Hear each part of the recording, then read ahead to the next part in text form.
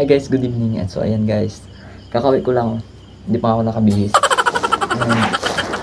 Ang pagod kasi ang layo kasi guys ng pauwi dito sa amin. Sobrang layo. Tapos naglalakad na ako. Dala-dala ko 'tong grocery ko. Kasi dito guys, kailangan mo talagang mag-grocery na kaagad dito sa tinitirahan namin, dito sa nire-rent namin. Kasi nga malayo talaga dito ang tindahan. Sobrang layo. Kaya ayan, nag-rent na lang din ako. May dala pa akong pagkain ng dog ko. Ayan. Kailangan dito yung kusina mo parang tindahan. So, meron ako dito dalawang noodles. Ayan. Ako lang naman isa ngayon dito. Dalawang sardines.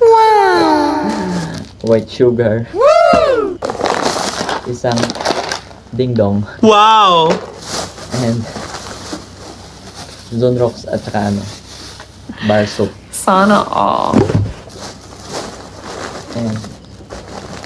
Ito tayo of coffee guys. Kasi umuwi yung kasama kong isa.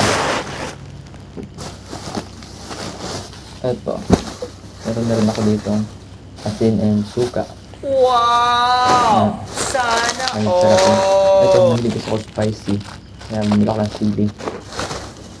Bawang sibuyas at saka luya. Ang take out na rin ako ng lutong ulam. Yung aking rice.